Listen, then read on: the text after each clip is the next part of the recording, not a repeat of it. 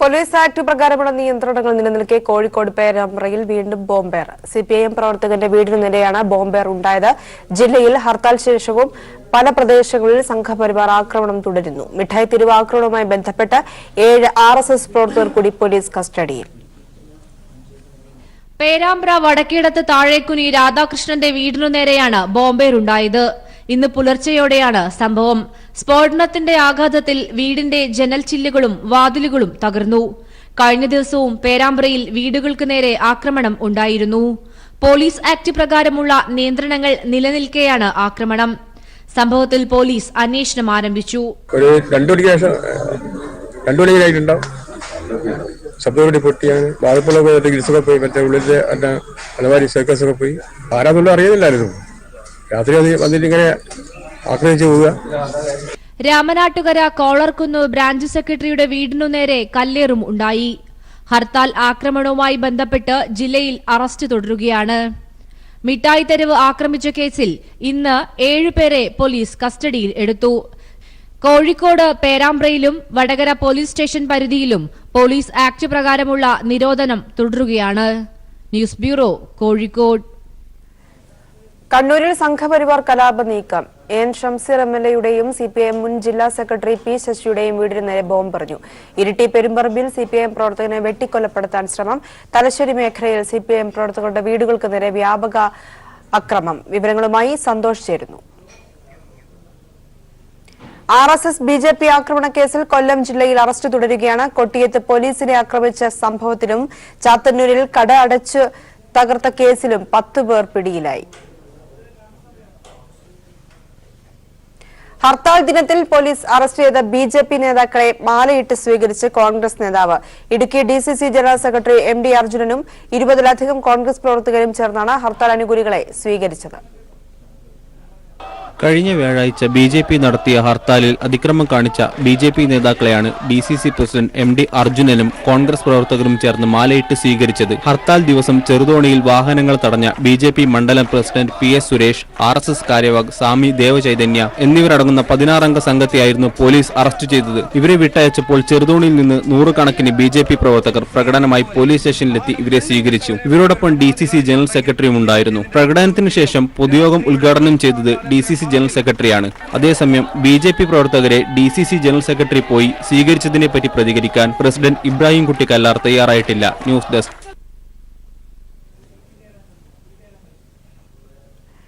കണ്ണൂരിൽ നടക്കുന്നത് RSS നേതൃത്വം ആസൂത്രണം ചെയ്ത അക്രമ സംഭവങ്ങളെന്ന് CPIM കണ്ണൂർ ജില്ലാ സെക്രട്ടറി P ജയരാജൻ. കേരളത്തിൽ കമ്മ്യൂണിസ്റ്റുകാർക്കും ന്യൂനപക്ഷങ്ങൾക്കുമെതിരായ കലാപമാണ് RSS ലക്ഷ്യമിടുന്നത്. നാട്ടിൽ ശാന്തിയും സമാധാനവും നിലനിർത്താൻ CPIM മുൻകൈയെടുക്കും. അക്രമമുണ്ടായാൽ ജനങ്ങളുടെ ചെറുത്തുനിൽപ്പ് ഉണ്ടാകുമെന്നും P ജയരാജൻ തലശ്ശേരിയിൽ പറഞ്ഞു. നാട്ടിലാകെ കലാപം ഉണ്ടാക്കുക എന്നതാണ് RSSന്റെ പരിപാടി. ഇതിന്റെ ഭാഗമായിട്ടാണ് CPM പ്രവർത്തകന്മാരുടെയും നേതാക്കന്മാരുടെയും വീടുകൾക്ക് നേരെയുള്ള ആക്രമണം. അപ്പോൾ വീടുകൾ മനുഷ്യന്റെ അഭയസ്ഥാനമാണ്. ആ അഭയസ്ഥാനത്തെ കടന്നാക്രമിക്കുക എന്നത് RSSന്റെ കൃത്യമായ പദ്ധതിയാണ്. ഭയപ്പെടുത്തി കീഴ്പ്പെടുത്തുക എന്നത് ഒരു ഫാസിസ്റ്റ് രീതിയാണ്. അതാണ് ഇവിടെ പ്രയോഗിക്കുന്നത്. ഇവിടെ CPM-നെതിരായിട്ടുള്ള ഒരു കലാപം മാത്രമല്ല RSS ഉദ്ദേശിക്കുന്നത്, മതന്യൂനപക്ഷങ്ങൾക്കെതിരായിട്ടുള്ള കലാപം. കേരളത്തിൽ RSSന്റെ ഓരോ നീക്കങ്ങളെയും തിരിച്ചറിഞ്ഞുകൊണ്ട് മതനിരപേക്ഷ ജനാധിപത്യ സമൂഹം ചെറുത്തുനിൽപ്പ് സംഘടിപ്പിക്കുന്നു. അതിൻ്റെ മുൻപന്തിയിൽ CPM ഉണ്ട്, ഇടതുപക്ഷ ജനാധിപത്യ മുന്നണിയുണ്ട്. അപ്പോൾ ജനങ്ങളെ ബോധവാന്മാരാക്കിക്കൊണ്ട് RSSന്റെ യഥാർത്ഥ ഉദ്ദേശ്യം എന്താണ്? അത് ഞാൻ നേരത്തെ പറഞ്ഞതുപോലെ കമ്മ്യൂണിസ്റ്റ് വിരുദ്ധ കലാപം, ന്യൂനപക്ഷ വിരുദ്ധ കലാപം, അത് ജനങ്ങളെ ബോധ്യപ്പെടുത്തി കഴിഞ്ഞാൽ ഇത്തരം സംഭവങ്ങൾ ആവർത്തിക്കാതിരിക്കാനുള്ള ഏറ്റവും പ്രധാനപ്പെട്ട ഉറപ്പുണ്ടാക്കാൻ പറ്റും. അതിനാണ് CPIM അഭ്യർത്ഥിക്കുന്നത്. ശ്രീലങ്കൻ യുവതി ശബരിമലയിൽ ദർശനം നടത്തിയതിന് സ്ഥിരീകരണമില്ലാത്തതിനാൽ ശുദ്ധിക്രിയ നടത്തില്ലെന്ന് തന്ത്രി കണ്ഠരര് രാജീവരര്. ആവശ്യമെങ്കിൽ മകരവിളക്കിന് മുന്നോടിയായുള്ള പൂജകൾക്കൊപ്പം ശുദ്ധിക്രിയ നടത്താനാണ് തന്ത്രിയുടെ തീരുമാനം. ശ്രീലങ്കൻ സ്വദേശിനിയായ ശശികല വ്യാഴാഴ്ച രാത്രി 10:45 ഗുരുസ്വാമിയോടൊപ്പം എത്തി ദർശനം നടത്തിയത്. പോലീസ് ആദ്യം ഇക്കാര്യം നിഷേധിച്ചെങ്കിലും CCTV ക്യാമറ ദൃശ്യങ്ങളുടെ അടിസ്ഥാനത്തിൽ സർക്കാർ വൃത്തങ്ങൾ ഇക്കാര്യം ഔദ്യോഗികമായി പുറത്തുവിട്ടതോടെ പോലീസിന്റെയും സ്ഥിരീകരണമുണ്ടായി. രാത്രി അരിവരാസനപ്പാടി നടയടയ്ക്കുന്നതിന് മിനിറ്റുകൾക്ക് മുമ്പാണ് ശശികല ദർശനം നടത്തിയത്.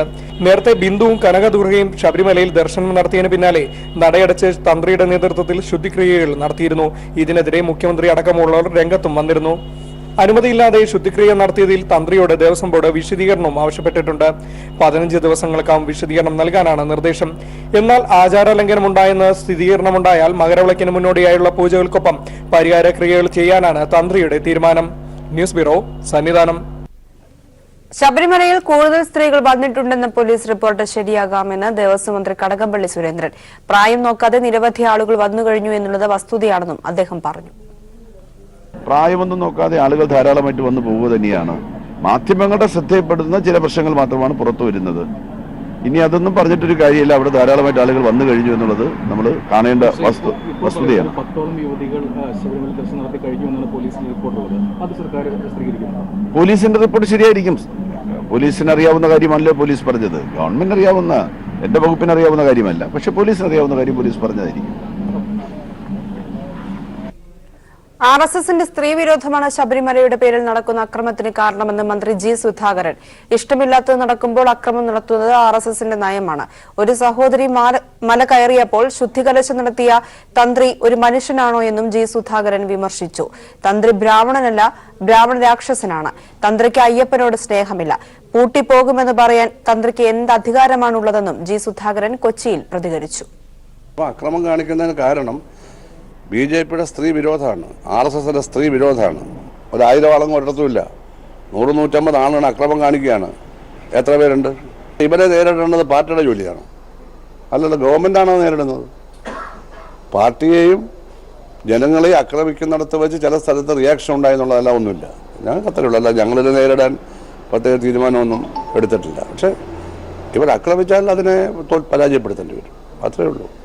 ഗവൺമെൻറ്റാണ് ചെയ്യുന്നത്, ഗവൺമെൻറ് ശക്തമായി നേരിടും. BJP RSS കണ്ട ഉടനെ അവരങ്ങ് തല്ലുക എന്നുള്ള നയമൊന്നും ഗവൺമെൻറ്റില്ലല്ലോ. അങ്ങനൊന്നും നയം എടുക്കാനൊക്കെ ഇല്ലല്ലോ. അവരെ കണ്ട ഉടനെ തല്ലുക അങ്ങനൊന്നുമില്ല. അപ്പോൾ അവർ ക്ഷമ പാലിക്കും. ക്ഷമ പാലിക്കുന്നതിനെ ദൗർബല്യമായിട്ട് കരുതുന്നു. കാരണം അക്രമമല്ലേ. ജാതി പിശാചിന്റെ പ്രതീകമല്ല ഈ തന്ത്രി. അദ്ദേഹം ബ്രാഹ്മണനല്ല, ബ്രാഹ്മണ രാക്ഷസനാണ്. ബ്രാഹ്മണ രാക്ഷസൻ. ബ്രാഹ്മണൻ രാക്ഷസനായാൽ ഏറ്റവും ഭീകരനായിരിക്കും. നല്ല പൂർണ്ണാനന്ദ പോലെ ശുദ്ധ ബ്രാഹ്മണനല്ല. രാക്ഷസീയമായ ഹൃദയമാണുള്ളത്. അയ്യപ്പനെ അദ്ദേഹത്തിന് ബഹുമാനമില്ല, സ്നേഹമില്ല, കൂറില്ല. അയ്യപ്പന്റെ കൃപ കൊണ്ടാണ് അന്നം കഴിക്കുന്നതെന്ന് ഓർമ്മയില്ല. ഞാൻ പൂട്ടിയിട്ട് എൻ്റെ പാട്ടിന് പോകുമെന്ന് പറഞ്ഞു. ഞാനത് ഒരിക്കലും എൻ്റെ ജീവിതത്തിൽ മറക്കില്ല. ഒരു സഹോദരിയെ മ്ലേച്ഛയായി കരുതി ശുദ്ധികലശം നടത്തിയ മനുഷ്യനാണോ?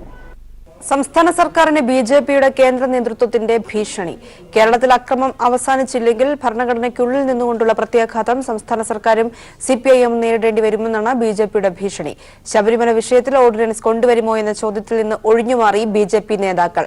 അതേസമയം സ്ത്രീ വിരുദ്ധ ഹർത്താലിൽ വ്യാപക അക്രമം അരങ്ങേറിയതിനെ തുടർന്ന് കേന്ദ്ര ആഭ്യന്തരമന്ത്രി സംസ്ഥാനത്തിനോട് റിപ്പോർട്ട് തേടി. സുപ്രീം കോടതി വിധിയുടെ അടിസ്ഥാനത്തിൽ ശബരിമല യുവതീ പ്രവേശനം നടപ്പിലാക്കുക മാത്രമാണ് സംസ്ഥാന സർക്കാർ ചെയ്തത്. വിധിയെ മാനിച്ചതിന്റെ അടിസ്ഥാനത്തിൽ സംസ്ഥാനത്ത് വ്യാപക അക്രമം അഴിച്ചുവിട്ട BJP നേതൃത്വത്തിന് ഈ വിഷയത്തിൽ വ്യക്തമായ അജണ്ടയുണ്ടെന്ന് GVL നരസിംഹറാവുവിന്റെ പ്രസ്താവനയിലൂടെ വീണ്ടും തെളിഞ്ഞിരിക്കുകയാണ്. അക്രമം അവസാനിച്ചില്ലെങ്കിൽ ഭരണഘടനയ്ക്കുള്ളിൽ നിന്നുള്ള വലിയ പ്രത്യാഘാതം സർക്കാരിനും CPM-നും നേരിടേണ്ടി വരും. We want to advise, warn, caution the Kerala government to stop this state-sponsored violence forthwith.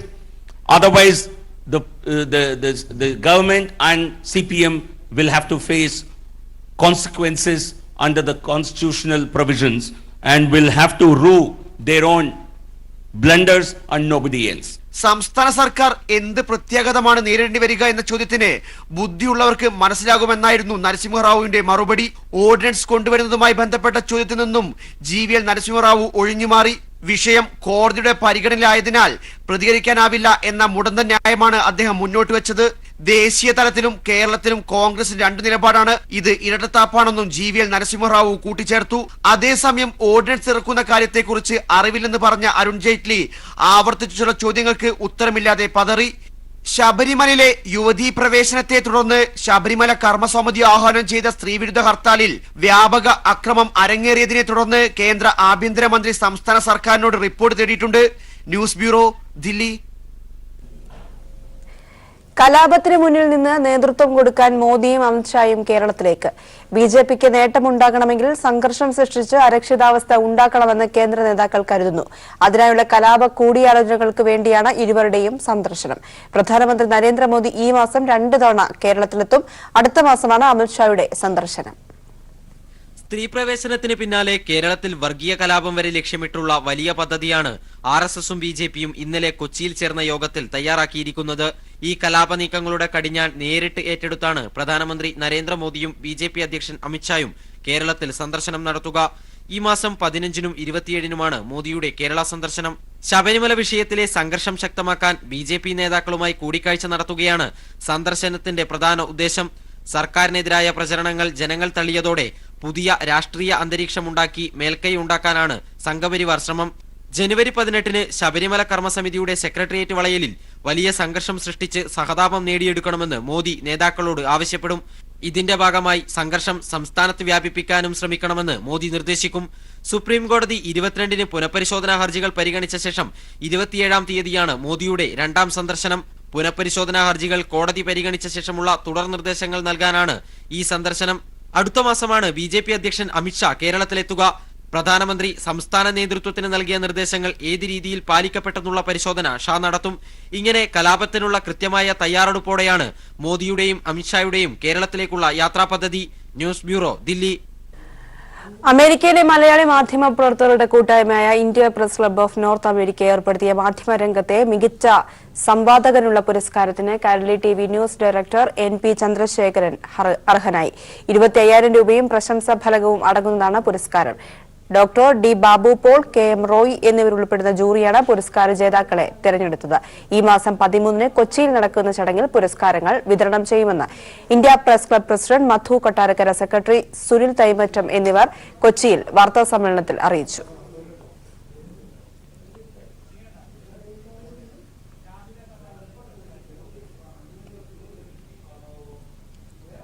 Sabarimala കർമ്മസമിതി ഹർത്താലിനിടെ RSS ആക്രമണത്തിന് ഇരയായ Kairali people TV camera woman ഷാജിലയെ വനിതാ കമ്മീഷൻ അംഗം ഷാഹിദ കമാൽ സന്ദർശിച്ചു.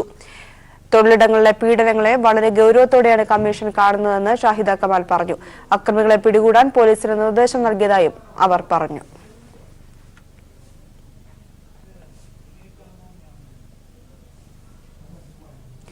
അശാസ്ത്രീയ പ്രസ്താവനയുമായി ഉത്തർപ്രദേശ് മുഖ്യമന്ത്രി രംഗത്ത്. രാമായണത്തിലെ സീത ടെസ്റ്റ് ട്യൂബ് ശിശുവായിരുന്നുവെന്നും മാധ്യമപ്രവർത്തനം തുടങ്ങിയത് മഹാഭാരത കാലത്തായിരുന്നുവെന്നുമുള്ള ദിനേശ് ശർമ്മയുടെ പരാമർശങ്ങൾ ഇതിനോടകം ചർച്ചാ വിഷയമായിരിക്കുകയാണ്. BJP നേതാക്കളുടെ ആധികാരികമല്ലാത്ത നിലപാടുകൾക്ക് ഊർജം പകർന്നുകൊണ്ടാണ് ഉത്തർപ്രദേശ് ഉപമുഖ്യമന്ത്രി പുത്തൻ പരാമർശവുമായി രംഗത്ത് വന്നിരിക്കുന്നത്. രാമായണത്തിലെ സീത ടെസ്റ്റ് ട്യൂബ് ശിശുവായിരുന്നു, മാധ്യമപ്രവർത്തനം തുടങ്ങിയത് മഹാഭാരത കാലത്താണ്. ഇങ്ങനെ തുടങ്ങുന്നു ദിനേശ് ശർമ്മയുടെ പരാമർശങ്ങൾ. ചരിത്രത്തിൽ രേഖപ്പെടുത്താത്തതും അശാസ്ത്രീയവുമായ പരാമർശങ്ങളാണ് BJP നേതാവായ ദിനേശ് ശർമ്മ മാധ്യമങ്ങൾക്ക് നൽകിയിരിക്കുന്നത്. BJP നേതാക്കളിൽ നിന്നും ഇതാദ്യമായല്ല ഇത്തരത്തിലുള്ള പരാമർശങ്ങൾ ഉണ്ടായിരിക്കുന്നത്. ഈ സംവിധാനം ഉപയോഗിച്ചാണ് യുദ്ധഭൂമിയിലെ വിവരങ്ങൾ മഹാഭാരത കാലത്ത് മനസ്സിലാക്കിയതെന്നുമുള്ള ത്രിപുര മുഖ്യമന്ത്രി ബിപ്ലബ് കുമാറിന്റെ പ്രസ്താവന ഏറെ ചർച്ചാ വിഷയമായിരുന്നു. മതവിശ്വാസങ്ങളെയും പുരാണകഥകളെയും ഭാരതത്തിന്റെ ചരിത്രമാക്കി മാറ്റാൻ BJP നേതാക്കൾ ശ്രമിച്ചുകൊണ്ടിരിക്കുന്നുവെന്നാണ് ഇത്തരത്തിലുള്ള നിരവധി ഓഫീസുകൾ തകർക്കുന്നു. ഇതിന്റെ എല്ലാം ഉദ്ദേശം ഒന്നാണ്, നാട്ടിലെ വലിയ തോതിലുള്ള പ്രകോപനം സൃഷ്ടിക്കുക, വലിയ പ്രകോപനപരമായ അന്തരീക്ഷം നാട്ടിലുണ്ടാക്കുക. ഇതിനു വേണ്ടിയുള്ള ശ്രമമാണ് സംഘപരിവാർ നടത്തുന്നത്. ഈ കാര്യത്തെ കേരളത്തിന് ഒറ്റക്കെട്ടായി അപലപിക്കാൻ കഴിയേണ്ടതാണ്. നിർഭാഗ്യവശാൽ അവിടെയും ചില രാഷ്ട്രീയ താൽപ്പര്യങ്ങൾ വെച്ചുകൊണ്ട് അതിനെ അപലപിക്കാൻ തയ്യാറാകാതെ നിൽക്കുന്ന സമീപനം കോൺഗ്രസ് അടക്കമുള്ള പ്രധാന രാഷ്ട്രീയ പാർട്ടികൾ സ്വീകരിക്കുന്നുണ്ട് എന്നത് നിർഭാഗ്യകരമാണ്. നമ്മുടെ നാടിൻ്റെ സ്വൈര്യവും സമാധാനവും തകർത്ത് ഒരു പുതിയ രീതിയിലേക്ക് മാറ്റാനാണ് ശ്രമിച്ചുകൊണ്ടിരിക്കുന്നത്. ഇതൊരു കാരണവശാലും അനുവദിക്കില്ല. ശക്തമായ നടപടികളിലൂടെ തന്നെ അതിനെ നേരിടും. RSSന് അവരുടെ അജണ്ടയനുസരിച്ച് ഇവിടെ ജനങ്ങളിൽ ഭീതി പരത്താനും നാടിനെ ഭയത്തിൻ്റെ അന്തരീക്ഷത്തിൽ നിർത്തുന്നതിനും കഴിയില്ല. ആവശ്യമായ എല്ലാ സുരക്ഷാ നടപടികളും സർക്കാർ ഒരുക്കുക തന്നെ ചെയ്യും.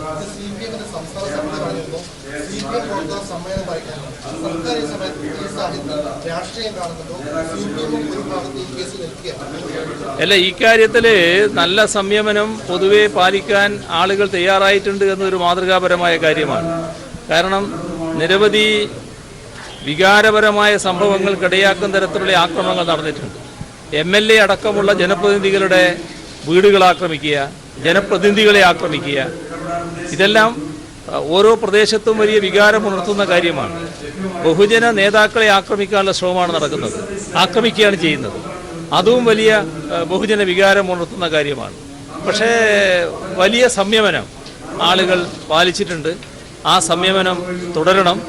അക്രമം ഒരു കൂട്ടരുടെ മാത്രം മാർഗമാണ്. ആ അക്രമത്തെ സർക്കാർ സംവിധാനത്തിലൂടെ ഫലപ്രദമായി നേരിട്ടുകൊള്ളും. ഇവിടെ സംയമനം പാലിച്ച് അതിനെതിരെയുള്ള ബഹുജന വികാരം ഉയർത്താനാണ് പൊതുവെ ആളുകളും ബഹുജനങ്ങളും ശ്രദ്ധിക്കേണ്ടത്. ഈ അതിക്രമം മുൻകൂട്ടി കാണുന്ന കാര്യത്തിൽ പോലീസിന് ഇത്രയും ശക്തമായ മുൻകൂട്ടി കാണുന്നതിൽ പോലീസിന് എന്തെങ്കിലും വീഴ്ച? പോലീസിന് വീഴ്ച സംഭവിച്ചിട്ടില്ല. പോലീസ് ഇത്തരം കാര്യങ്ങളെ സംബന്ധിച്ച് നേരത്തെ തന്നെ കാണുകയും ആവശ്യമായ കരുതൽ നടപടികൾ സ്വീകരിക്കാൻ നിർദ്ദേശങ്ങൾ നൽകുകയും ചെയ്തിട്ടുണ്ട്.